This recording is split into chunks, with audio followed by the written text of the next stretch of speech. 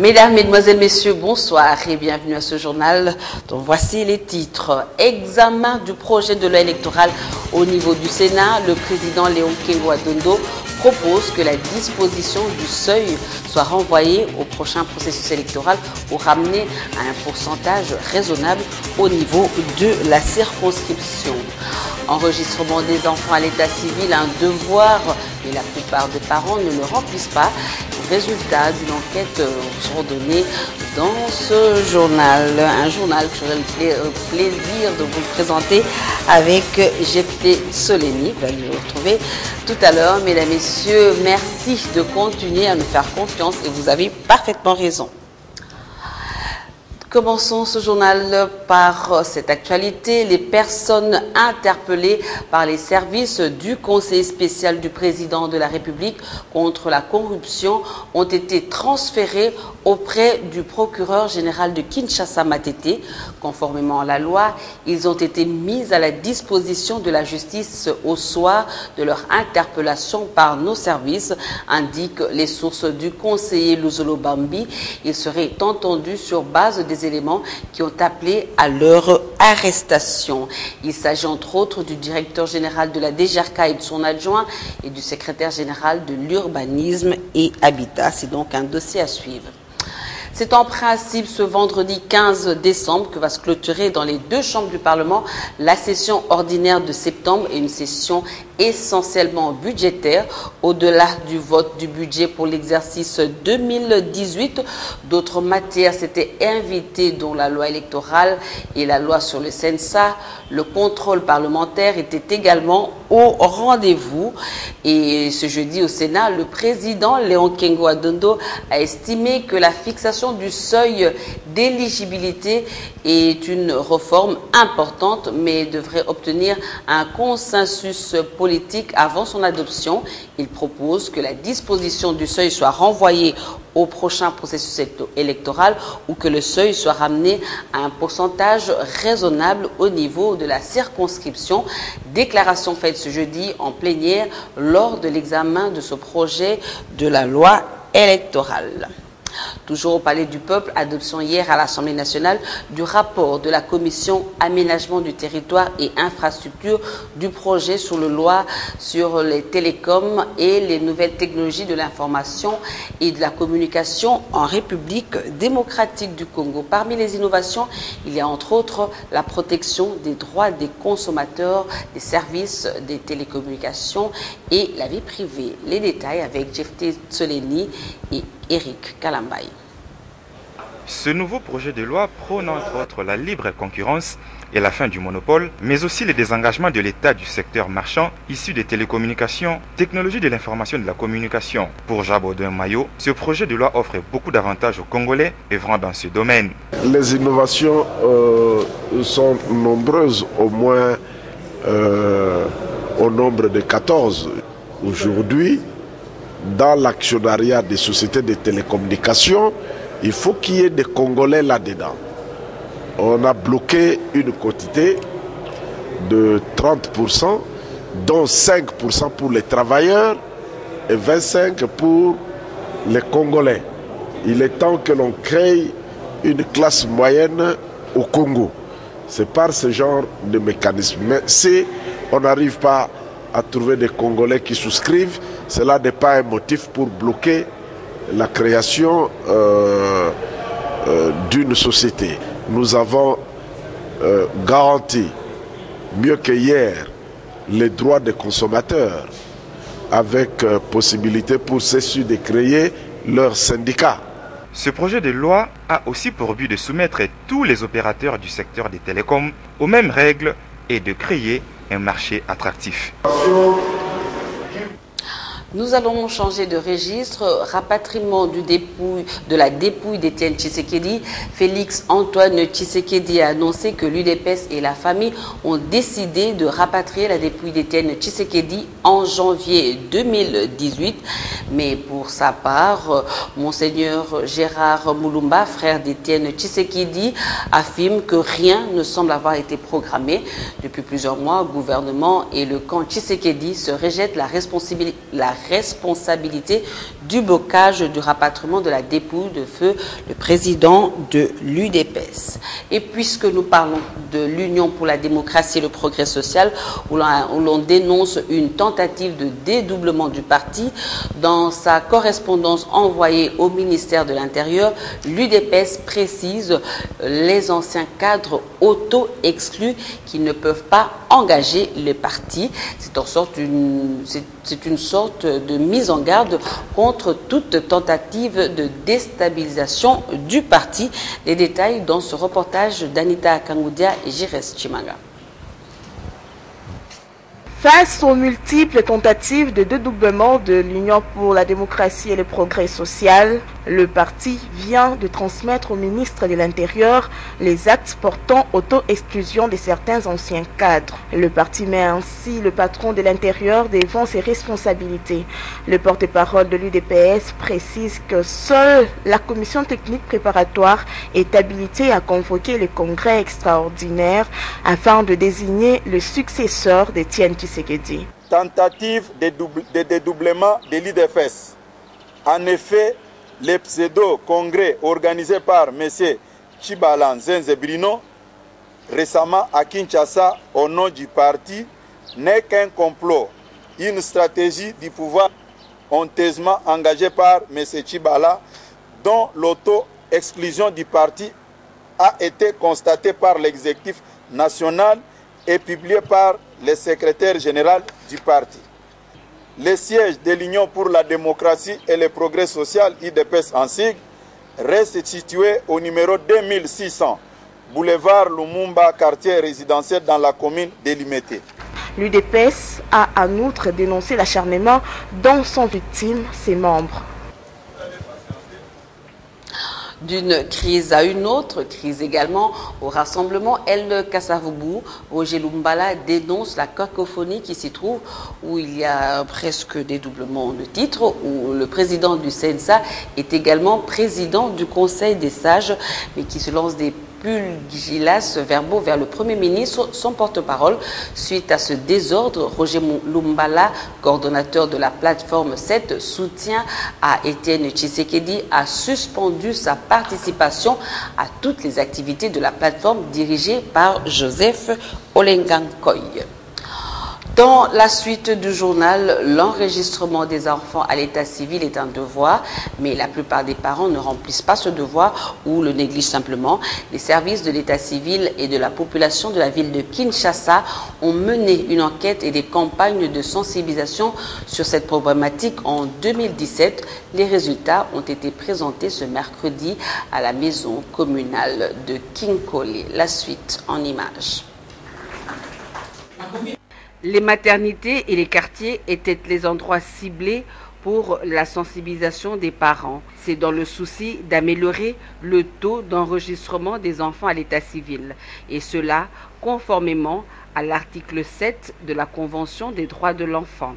Comme lacune observée dans les services des maisons communales, Noël Luemba reconnaît le retard dans la délivrance des documents.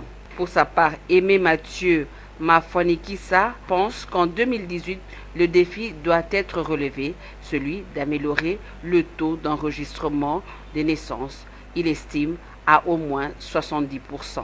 Les défis que nous avons relevés pour l'année prochaine, c'est vraiment arriver à couvrir l'ensemble des naissances survenues dans notre ville et pourquoi pas sur l'ensemble du territoire national, parce que le gouvernement s'est impliqué pour ça et nous avons des partenaires, notamment l'UNICEF, qui ne croisent pas les bras pour appuyer les actions du gouvernement. Parce qu'on avait un problème d'accessibilité. Ce n'est pas tout le monde qui accédait à nos bureaux. Mais maintenant, on suppose qu'avec 82 bureaux que nous allons rendre opérationnels, les 13 que nous allons rendre opérationnels l'année prochaine, et nous allons arriver quand même à couvrir, à être proche de notre population. L'appui de l'UNICEF va se poursuivre.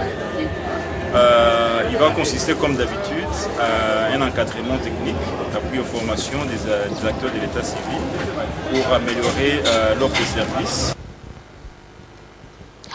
Autre recherche, c'est celle menée par le Conseil supérieur de l'audiovisuel et de la communication. C'est ça dont les résultats ont été rendus publics hier. Étude intitulée « Monitoring et analyse générale des mots-clés et du ton utilisé sur la situation de l'enfant dans les médias opérant à Kinshasa ». L'autorité de régulation des médias a formulé parmi les recommandations l'instauration d'une rubrique consacrée à l'enfant dans les différents médias. La suite en images. L'étude menée par le CESAC découle d'une demande de l'UNICEF pour savoir si les médias congolais accordent une place de choix aux questions liées à l'enfant. Et s'ils en font le cas, quel est le ton utilisé et les thèmes. Cette étude de monitoring n'est pas la première demandée par l'UNICEF. En 2016, notre centre de monitoring des médias congolais avait réalisé une autre étude sur cette même thématique du traitement de l'information liée aux enfants à la radio, à la télé, dans la presse écrite et dans les médias en ligne.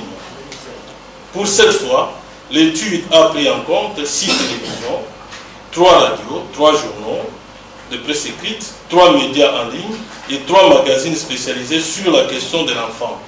Ces préoccupations ont poussé le CESAC à formuler quelques recommandations à l'UNICEF, par exemple l'organisation des séminaires de formation et organiser des titres de voyage pour que la situation des enfants soit mise en exergue, car chaque province a ses réalités.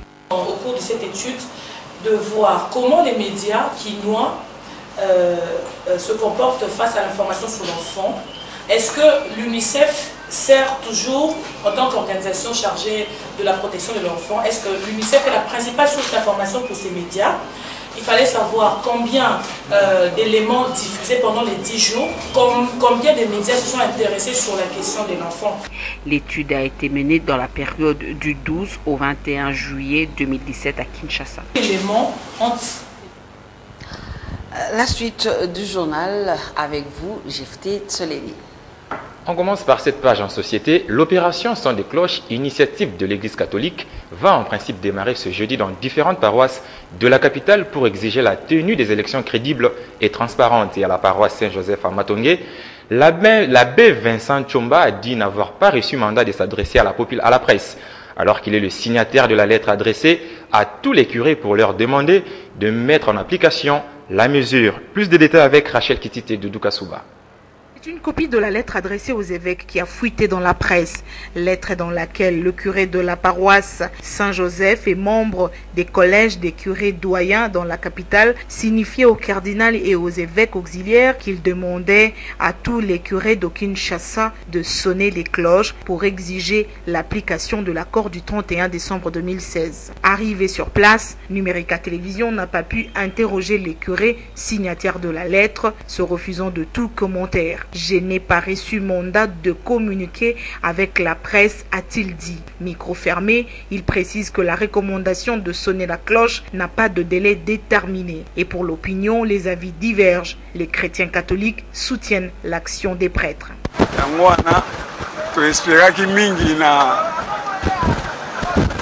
Na solution au 5 ans à Zola Kibiso, mais désespoir est côté puisque l'application mon exact.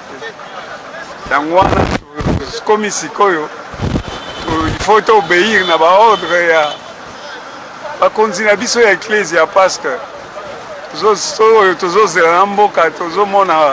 mon côté. Pas très efficace et difficile que la méthode porte des fruits selon certains. Pour moi, non.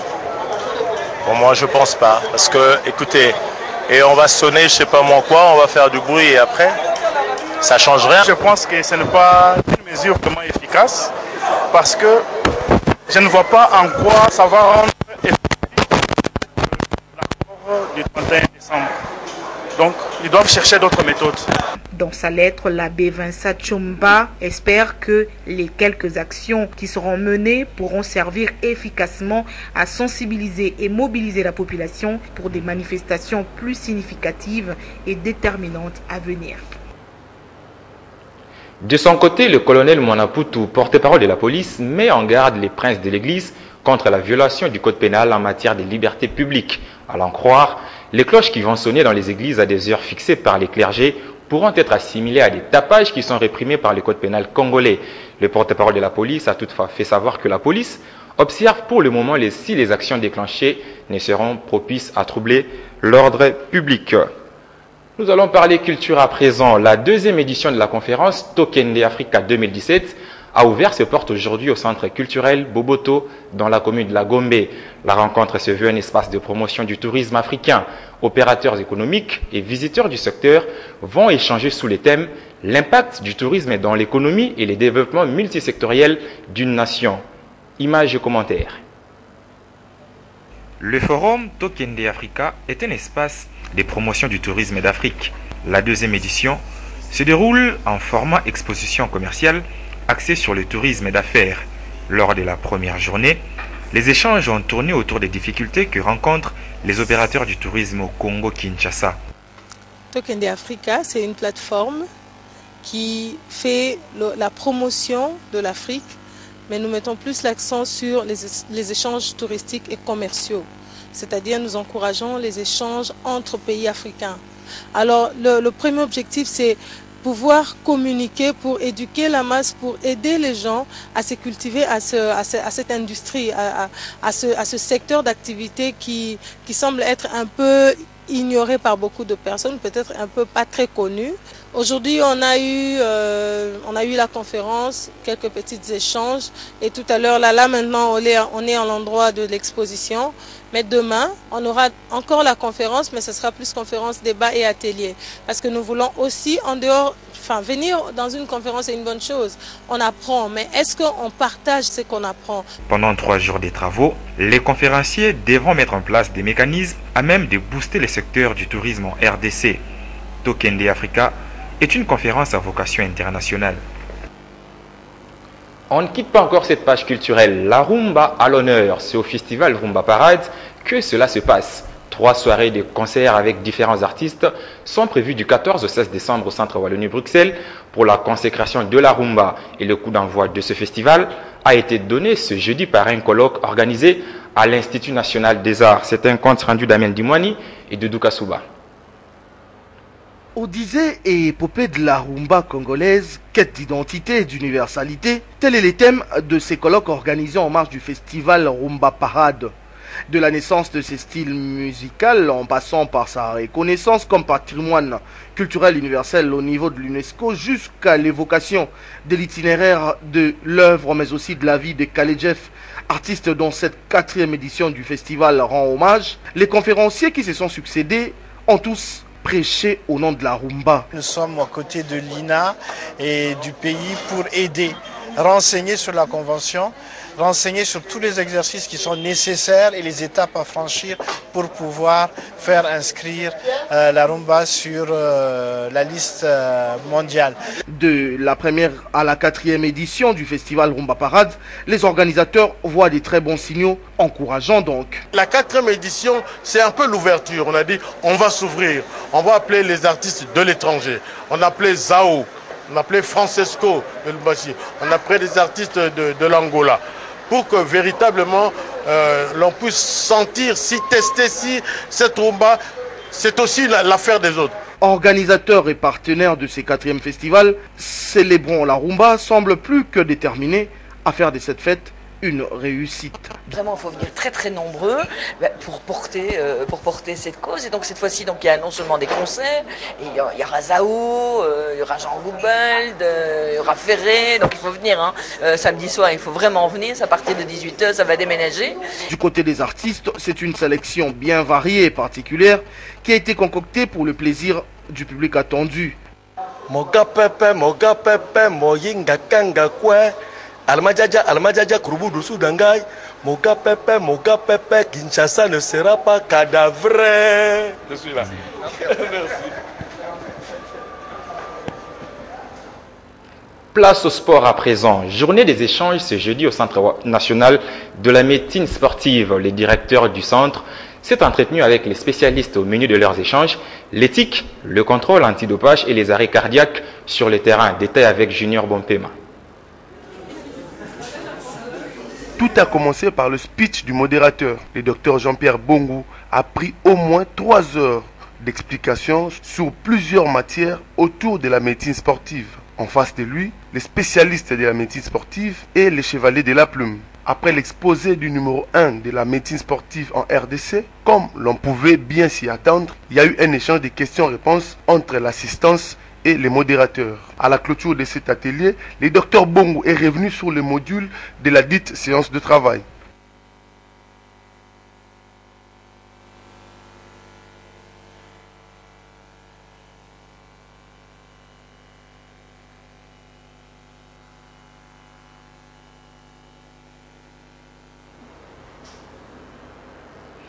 Toujours en sport, initialement annoncé pour Kikwit, le tournoi de la Lisped a été délocalisé à Kinshasa. Une fois de plus, Junior Bompema pour les détails.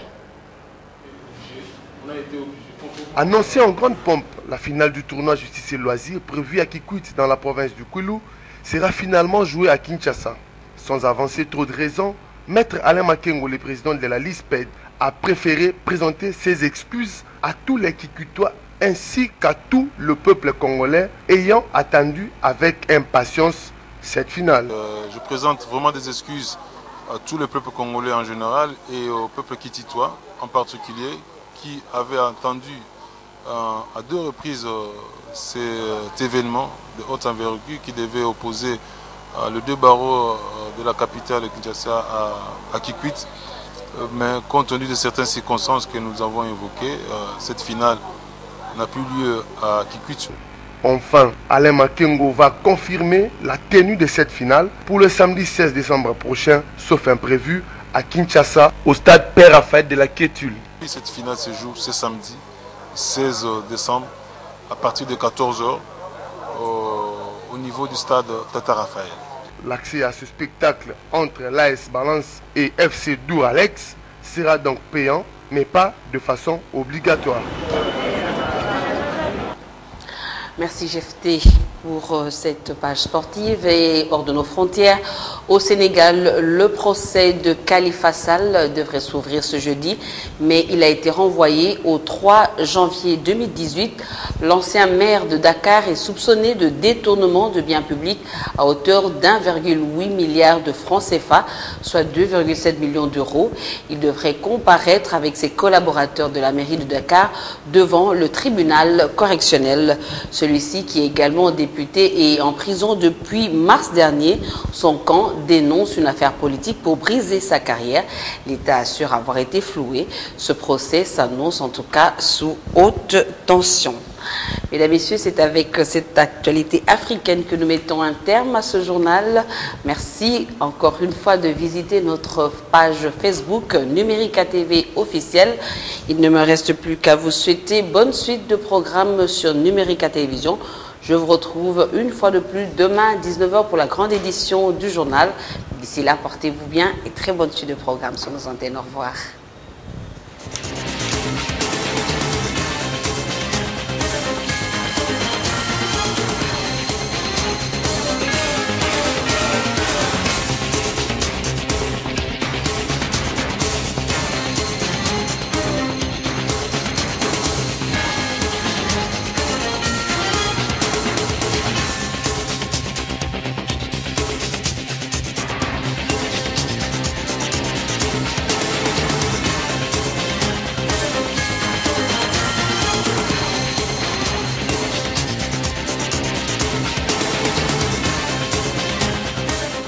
La famille Kitoumou a la profonde douleur d'annoncer aux familles, amis et connaissances du décès de leur père, M. Kitoumou Kanda Ferdinand, ancien chef des services à African Lux, ancien directeur commercial et directeur général du Burex Groupe Moleka. Décès survenu à Kinshasa le 29 novembre 2017 à l'âge de 71 ans. Le programme des obsèques se présente de la manière suivante. Samedi 16 décembre 2017, levée du corps de la clinique Ngalema, 13h30. Exposition du corps en la résidence familiale 6 avenue Ndombasi numéro 7, quartier Salongo Sud, commune de Lemba, avant l'exposition au pavillon 12 de la foire internationale de Kinshasa. Dimanche 17 décembre à 13 h, levée du corps pour le village Louala au territoire de Kassangoulou, province du Congo central, pour l'inhumation. La famille éplorée demande à tous qui ont connu Monsieur Kitumu Kanda Ferdinand de garder une pensée pieuse en sa mémoire. La famille Kitumu a la profonde douleur d'annoncer aux familles, amis et connaissances du décès de leur père, Monsieur Kitumu Kanda Ferdinand, ancien chef des services à African Lux, ancien directeur commercial et directeur général du Burex Groupe Moleka. Décès survenu à Kinshasa le 29 novembre 2017 à l'âge de 71 ans. Le programme des obsèques se présente de la manière suivante. Samedi 16 décembre 2017, levée du corps de la clinique Ngalema, 13h30.